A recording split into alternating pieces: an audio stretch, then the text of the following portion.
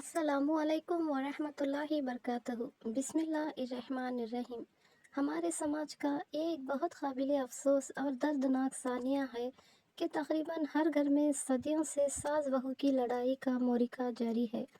دنیا کی بڑی سے بڑی لڑائیوں، یہاں تک کہ عالمی جنگوں کا خاتمہ ہو گیا، مگر ساس بہو کی جنگ عظیم ایک ایسی منحوس لڑائی ہے کہ تقریباً ہر گھر اس لڑائی کا میدان جنگ بنا ہوا ہے۔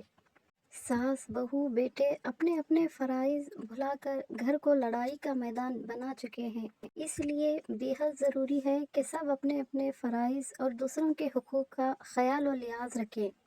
ہر ساس کا یہ فرض ہے کہ وہ اپنی بہو کو اپنی بیٹی کی طرح سمجھے اور ہر معاملے میں اس کے ساتھ شفقت و محبت کا برتاؤ کرے۔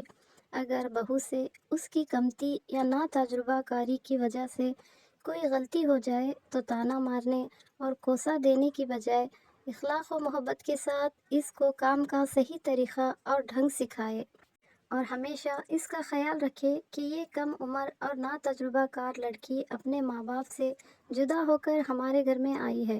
اس کے لیے یہ گھر نیا اور اس کا ماحول نیا ہے۔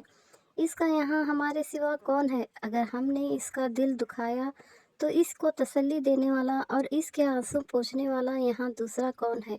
بس ہر ساس یہ سمجھ لے اور ٹھان لے کہ مجھے اپنی بہو سے ہر حال میں شفقت و محبت کرنی ہے۔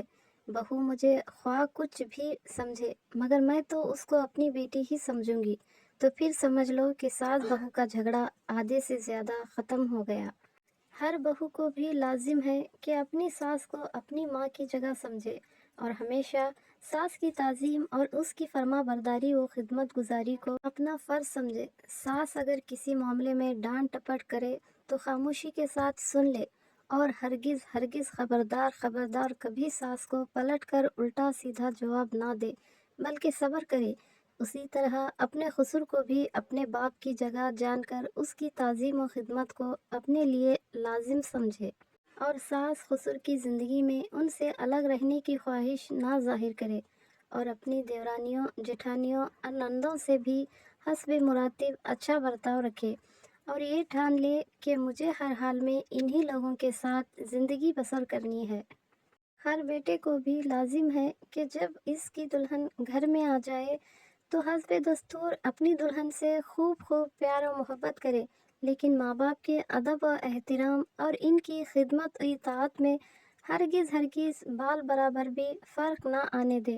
اب بھی ہر چیز کا لین دین ماں ہی کے ہاتھ سے کرتا رہے اور اپنی دلہن کو بھی یہی تاکید کرتا رہے کہ بغیر میری ماں اور میرے باپ کی رائے لیے ہرگز نہ کوئی کام کرے، نہ بغیر ان دونوں سے اجازت لیے گھر کی کوئی چیز استعمال کرے۔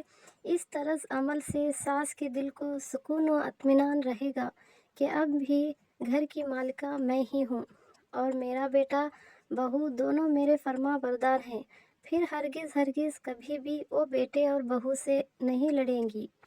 جو لڑکے شادی کے بعد اپنی ماں سے لاپرواہی برتنے لگتے ہیں اور اپنی دلہن کو گھر کی مالکہ بنا لیا کرتے ہیں، عموماً اسی گھر میں ساس بہو کی لڑائیاں ہوا کرتی ہیں۔